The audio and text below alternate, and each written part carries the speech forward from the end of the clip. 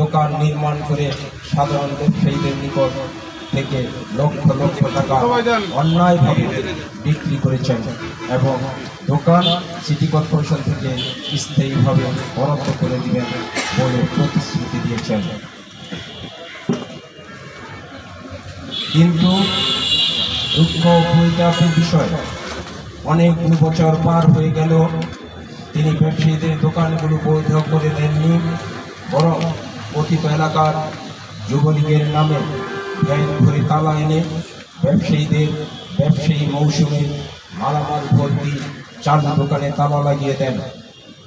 পরবর্তীতে সাবেক মেয়র সাইদ খোকনের নাম করে দোকান বৈধ করে দিবেন বলে শাটার অনুযায়ী প্রতি শাটারে 10 লক্ষ টাকা এবং 2 শাটারের জন্য 20 লক্ষ টাকা করে মোট 1400 দোকান থেকে শত শত কোটি টাকা হাতিয়ে নিয়েছেন, বিদেশে পাচার করেছেন, মালয়েশিয়াতে তিনি সেকেন্ড হোম তৈরি করেছেন। প্রিয় সাংবাদিক ভাইয়েরা, আজ আমরা ব্যবসায়ীরা সমস্ত অর্থ ঘুরিয়ে রাস্তায় বসে গিয়েছি, কারণ গত 8/12/2020 তারিখে বর্তমান মেয়র মহোদয় অবৈধ স্থাপনা উচ্ছেদের মাধ্যমে আমাদের দোকানগুলোকে ভেঙে দিয়েছেন। দেলোয়ার হোসেন দিলু আমাদের এই দুঃসময়ে আমাদের খোঁজ খবর তো দূরের কথা, আমাদের টেলিফোনে সান্ত্বনাটুকু দেননি, বরং বিদেশে জাকের নগর ও সিটি প্লাজার সহঘোষিত সভাপতি ছিলেন। পাশাপাশি তিনি ঢাকা দক্ষিণ সিটি কর্পোরেশনের একজন ঠিকাদার হিসেবে দীর্ঘ 26 বছর যাবৎ উক্ত মার্কেটের নিয়ন্ত্রণ করে আসছেন।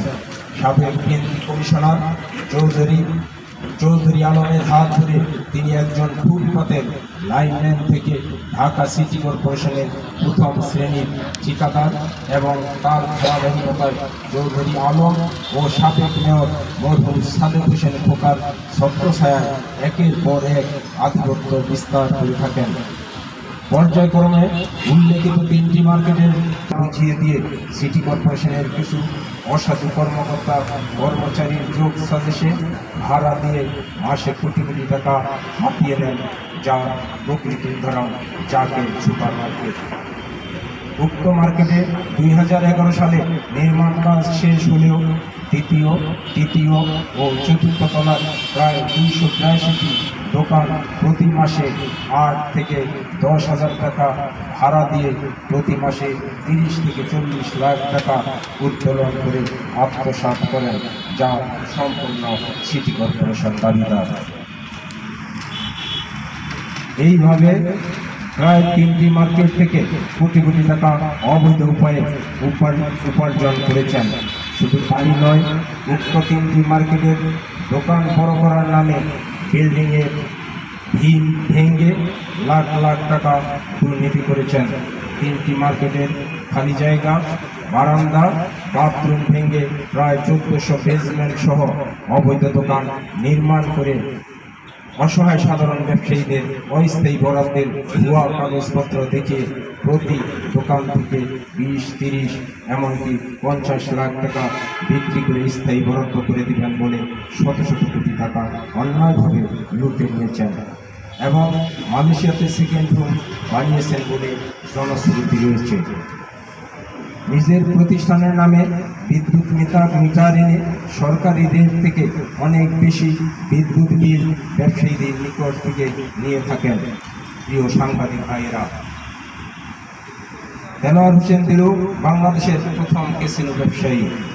তিনি পল্টনস্থ জামান টাওয়ারে একজন বারের মালিক। সেখানে দেশীয় মদ বিক্রির অনুমোদন থাকলেও অবৈধ বিদেশি মদ বিক্রি করে থাকেন বলে শোনা যায়, অথচ তিনি আইন শৃঙ্খলা বাহিনীর ধরাছোঁয়ার বাহিরে। পল্টনস্থ আজব টাওয়ার 3য় তলায় তার বিশাল এক অফিস রয়েছে। সেখানে এবং জামান টাওয়ারে বসে তিনি কুখ্যাত সন্ত্রাসীদের নিয়ে আড্ডা জমান এবং গুলিস্তান এলাকা নিয়ন্ত্রণ করতে তাদেরকে ব্যবহার করেন। দেলোয়ার হোসেন দিলুর স্বেচ্ছাচারিতার বিপক্ষে প্রতিবাদ করলে তিনি ক্ষমতাসীন দলের স্থানীয় যুবলীগের নামধারী নেতাদের মাধ্যমে ভয়ভীতি দেখান, এমনকি জীবন নাশের হুমকি দেন। আমরা ব্যবসায়ীরা এর অবসান চাই।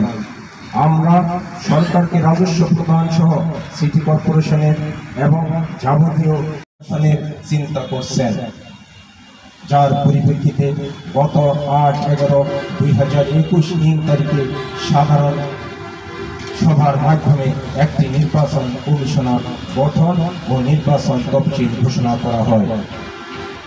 তফসিল অনুযায়ী গত 6/12/2021 তারিখে নির্বাচন অনুষ্ঠিত হওয়ার কথা, কিন্তু দেলোয়ার হোসেন দিলু ভুয়াবাদী বানিয়ে মহামান্য হাইকোর্ট কর্তৃক পিটিশনের মাধ্যমে নির্বাচন বন্ধ করে দেন।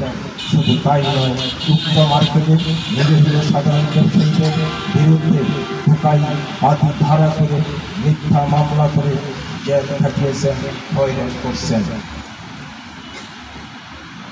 এবং যে কোনো সময় কথিত যুবলীগের কালা বাহিনীর মাধ্যমে মার্কেট দখল নেবেন বলে হুমকি এবং ভয় ভীতি দেখাচ্ছেন, যাকে নির্বাচন করতে পারি। আমাদের নির্বাচনটা অতি দ্রুত যাতে মাননীয় মেয়র মহোদয়ের মাধ্যমে আমরা নির্বাচনটা করে দিতে পারি, এটাই আপনাদের প্রতি আমাদের আকুল আবেদন থাকবে। আপনারা প্রশাসনকে জানাবেন, আপনারা আমাদের নগর পিতাকে জানাবেন আমাদের নির্বাচনের জন্য, এবং মাননীয় প্রধানমন্ত্রী জানবে যে এখানে এমন একজন ক্ষতিকর লোক আছে যার ক্ষতির কারণে আজকে হাজার হাজার ব্যবসায়ী রাস্তায় নেমেছে, হাজার হাজার ব্যবসায়ী মার্কেট ছেড়ে চলে গেছে, তাদের রুটি রুটির কোনো ব্যবস্থা নাই। অনেক মালিক এখন সেলসম্যানে চাকরি করে, অনেক মালিক এখন চা বিক্রি করে, শুধু কেবল দেলোয়ারের পরিস্থিতির শিকার। দেলোয়ার যেভাবে তাদের উপর হস্তক্ষেপ করেছে, তাদের উপর তাদের টাকা ছিনিয়ে নিয়েছে, টাকা ছিনিয়ে নিয়ে অনেকগুলো মামলা হওয়া সত্ত্বেও আজকে সে কিভাবে দিব্যি আরামে লোকালয়ে ঘুরে বেড়াচ্ছে, প্রশাসনের কাছে আমার দাবি থাকবে তার বিরুদ্ধে আইনের আশ্রয় নেওয়ার জন্য, তার বিরুদ্ধে আইনের আওতা নিয়ে তার বিচার করা হোক। আজকে 250 কোটি টাকার মামলা হয়েছে তার বিরুদ্ধে। এই টাকাগুলি ব্যবসায়ীদের টাকা, ব্যবসায়ীরা যাতে তাদের হারানো টাকা ফিরে পায়। আমরা মাননীয় মেয়র মহোদয়ের কাছে চিঠি দিয়েছি, আমরা স্বরাষ্ট্র মন্ত্রণালয়ে চিঠি দিয়েছি, আমরা আইজিপি বরাবর চিঠি দিয়েছি, র্যাব প্রধানের কাছে চিঠি দিয়েছি এবং ডিসি